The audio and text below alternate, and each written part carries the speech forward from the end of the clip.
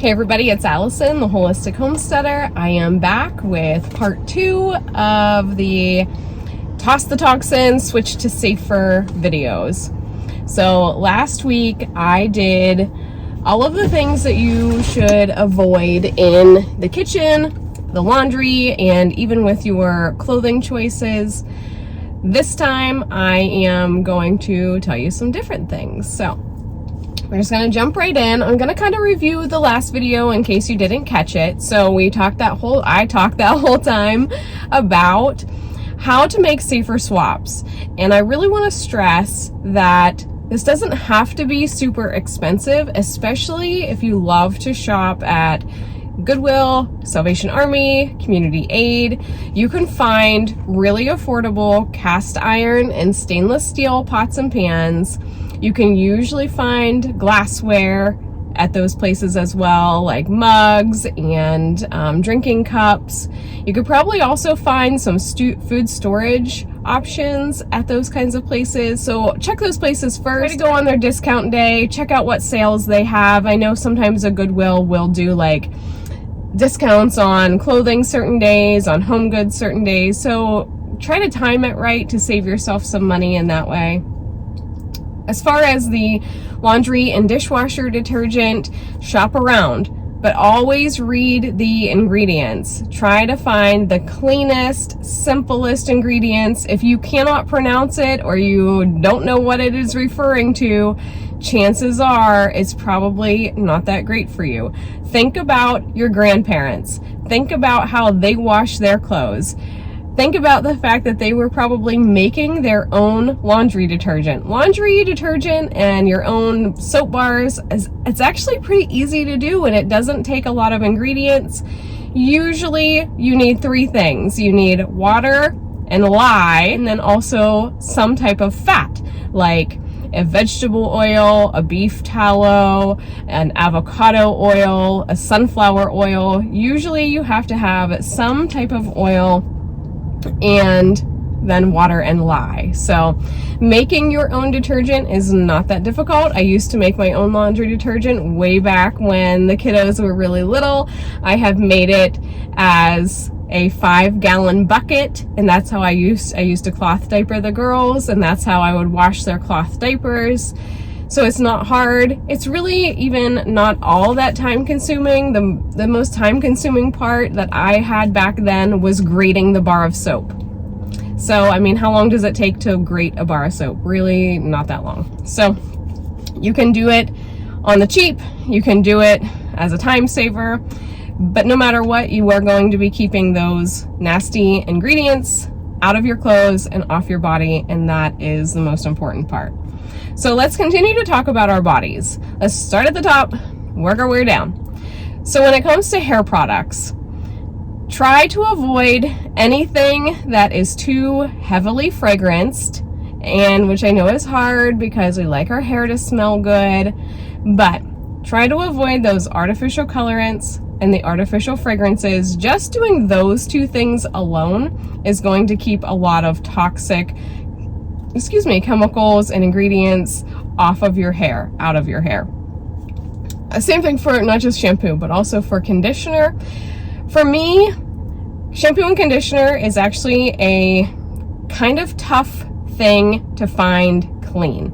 I know that the Native brand makes a cleaner shampoo and conditioner, but how clean is it?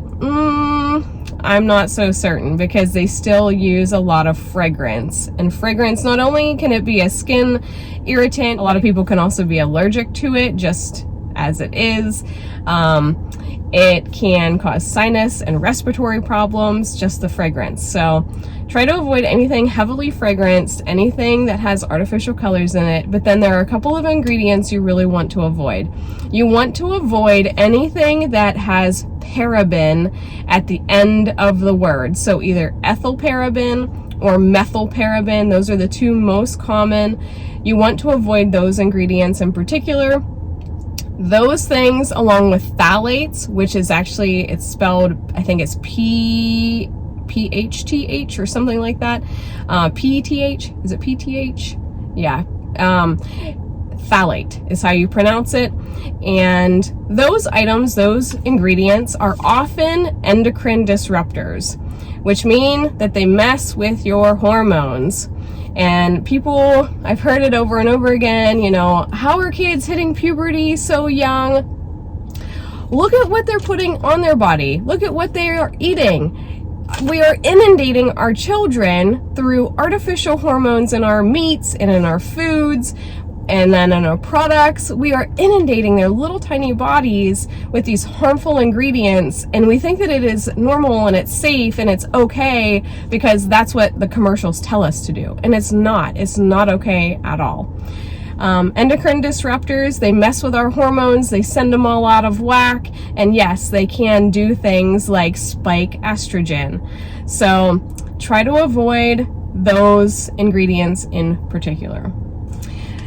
Now for deodorant, look for deodorants that, again, are a little bit nicer fragrance. To look for things like natural fragrances, like essential oils.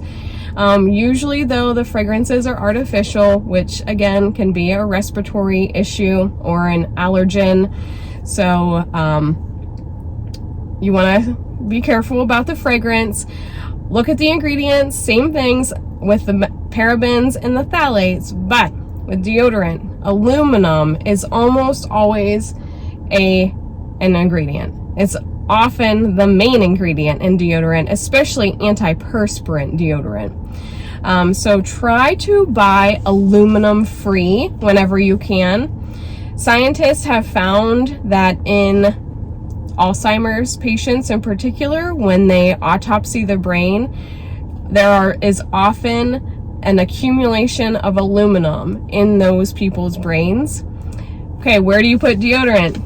In your armpits. Pretty close to your head, pretty close to your brain. Could there be a correlation? In my opinion, yeah, there absolutely could be. If you are putting the aluminum on your body and you know that your skin is absorbing that aluminum doesn't just stay in your armpits. It goes all throughout your body. Perfume, cologne, body spray, again, ask yourself, is it even necessary? If you are just at home all day, every day, and you are just with yourself, you're with your immediate family, do you need to wear perfume? Do you need to wear body spray? Even as far as, do you need to wear deodorant? A lot of people do need it, absolutely. A lot of people don't. My father-in-law is one, he never wears deodorant, and he never has. He's never been a smelly kind of guy. You know, if you are that person, then just avoid it altogether. That's a huge recommendation. If you are going to choose to wear perfume, do it sparingly. Make safer choices. I can't really give many recommendations other than to steer clear of that big box brand that is in almost every single mall and sells a ton of body products and lotions and body sprays and perfumes and colognes and candles. Try to steer clear of there. I know they make really great gifts, but what are they doing to our bodies and to whomever you gift it to? Is it worth it? Could they use something else instead? Could you buy them something else instead? Probably. So just make better choices, eliminate it if you can, and that kind of rolls us into nail polish. Most of the time, and toenail polish, all of it. Most of the time, I try to go nail polish free. I always joke that through the summer, you might often see me with nail polish. I try to buy nail polish that is a little bit cleaner. I know my mom, she's Nani over on Nani's Life. She has found, even at the Dollar Tree from time to time, safer nail polish. But I will often say in the summer, I will wear it because it hides the dirt. It hides the dirt from my garden. I don't look like such a crud ball. There are 3 ingredients that are in most nail polishes that are not great. One is formaldehyde. One is something called toluene. I believe that's how you pronounce Toluene, I think is how you spell it, toluene. And then the last one is something called, I believe it's called dibutyl paraben, maybe? I think it's dibutyl something. It's the three most common ingredients in most nail polishes, and they are icky. So look for a safer nail polish, or go like me and just go without. That's the same should be said for acrylic nails and press-on nails with the super glue and things. Your nails will absorb whatever gets put on them. So if you are in a profession where your nails need to look good all the time, although I am teaching, and so I would argue that even a teacher should have nice looking nails, as long as they are manicured really well and you clean them. I would argue that you really don't need to have the nail polish. I know a lot of people, they don't feel put together if they don't have nail polish. So if you're going to wear it, make a better choice. Use some piggy polish, or there is another brand, I think it's called, starts with a Z, Zola maybe? Just try to source a safer, cleaner nail polish. If you guys go back through my videos, I have touched on all of these things, I think in like individual videos before. So if you want more specific information, go to my playlist. I believe it's like Live a Less Toxic Life or Detox Your Life, something like that. There should be a playlist of mine. And you can watch through those videos and get even more detailed information. I'm just trying to kind of paraphrase, because I know we have a lot of new subscribers here, which, hey guys, I'm so thankful for all of you. Thank you for subscribing.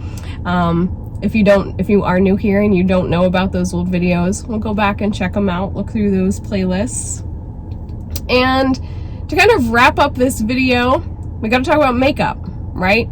Because we've talked about a lot of the other things that we are using on the regular. I could make this video series last forever.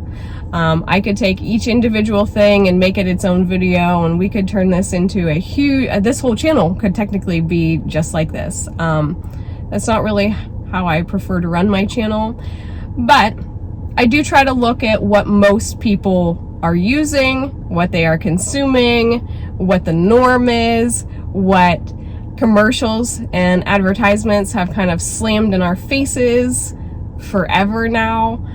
So the last thing is makeup. And I am not a big makeup person. I am normally just a mascara and go kind of girl. I know not everybody is like that. A lot of people, again, don't feel put together without their makeup. So I would encourage you guys, again, if you are going to wear makeup, pick a safer makeup. I tend to go with either a Physicians Formula or a Burt's Bees mascara.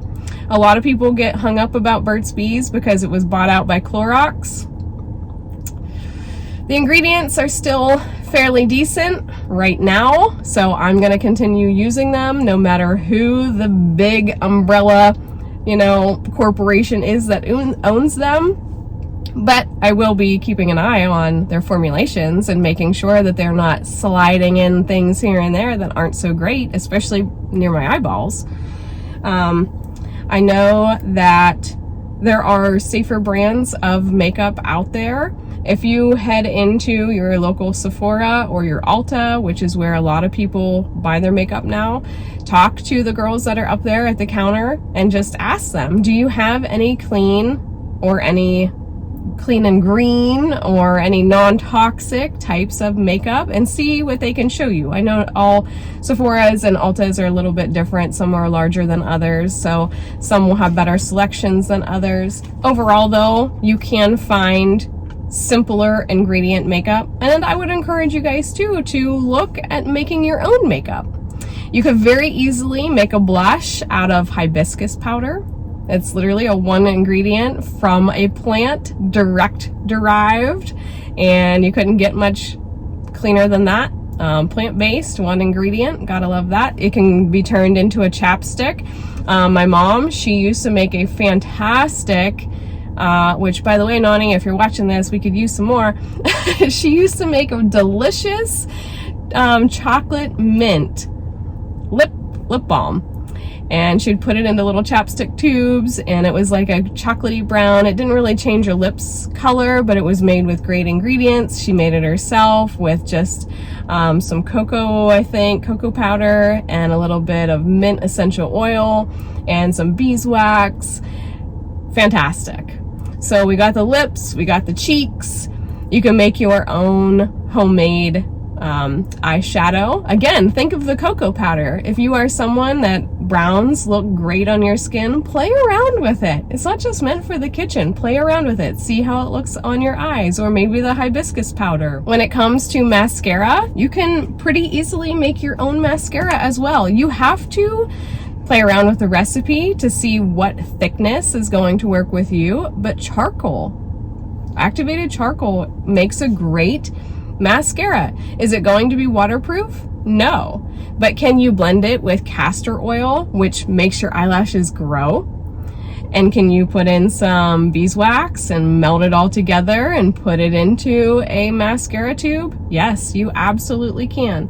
Again, it won't be waterproof, but it will definitely be safer than the majority of mascara that you are going to buy in the store. So I'm not really going to get into the concealer and the foundation. I think those things are a little bit harder for people to make at home, especially, you know, getting it to match your color. But what I've noticed in a lot of get ready with me videos, because I've watched a lot of them, and it's something that kind of bothers me, is I see all of these beautiful women with beautiful skin, with beautiful flaws like freckles and things, and they want to cover it all up. And so they put on this makeup and it takes away all their natural coloring, and then what do? They add more color on top of it. So they take away the pink of their cheeks and then they put on a fake pink on top of it. Why? You know, get a little concealer, touch up your dark spots, which I definitely have the dark rings under my eyes already. But put some concealer, do your concealer thing, you know, touch up any blemishes you may have, but don't hide your natural beauty. Don't hide who you really are. I can promise you, you are still as beautiful as ever. And whether you use the foundation and the powder, or if you don't, you still look great, right? All right, so there we have it. We've run through the kitchen and the laundry and the clothing last time. This time we've hit up the hair. Body wash is kind of thrown in there too, right? Make sure you're making good choices with your body wash, with your soaps. Simple ingredients, fragrance-free, colorant-free, preferably. Avoid phthalates, avoid parabens. Those things are all plastic-based. And again, remember from the last video, scientists are finding that humans are consuming like credit card size amounts of plastic every year, which is crazy. Microplastics are a serious issue. Those plastics get into our body and wreak havoc, and they mess with our hormones. And when you start messing with hormones, your whole body starts to get out of whack. So we've talked about nail polish, talked about makeup. So I'm hoping that this is pretty all-encompassing. Remember, don't try to make all these changes all at once. Pick one thing, focus on cleaning it up, focus on making better choices, focus on making better purchases. Your money, you have spending power.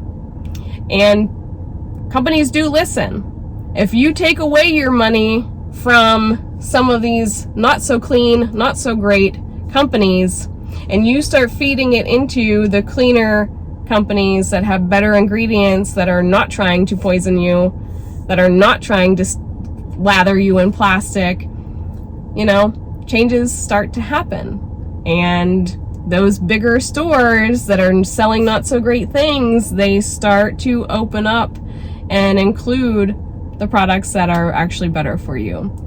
So think about where your money is going. For your families, for gifting, keep all this in mind. Try not to gift people things that are not great for them. Try to make better choices all the way around. And just take it slow, take it steady. hit up sales, hit up Goodwill, try to save yourself whatever money you can. When you've tackled one area, say you start in the laundry and you swap out your laundry detergent and you get yourself some wool dryer balls, well, maybe the next time you work into your kitchen. Somebody had left me a comment and said about the black plastic utensils and how they basically, I didn't let the comment go through, by the way, but they basically acted like those black plastic utensils that people do all their cooking with, the spatulas and the big spoons and the ladles, that, oh, that's not a big deal. Well, it's not a huge deal if you're making lemonade. But again, if you are heating that up, it is a big deal. Because I don't know a single person that's like, let me have that with a side of plastic. Because that's what's happening. The plastic is leaching into whatever hot item you are stirring or flipping, okay? So just make good choices, try to pay attention to ingredients, and try to make good purchases. So with that being said, just try to pay attention, try to look at ingredients, try to make better purchases, and just try to clean up.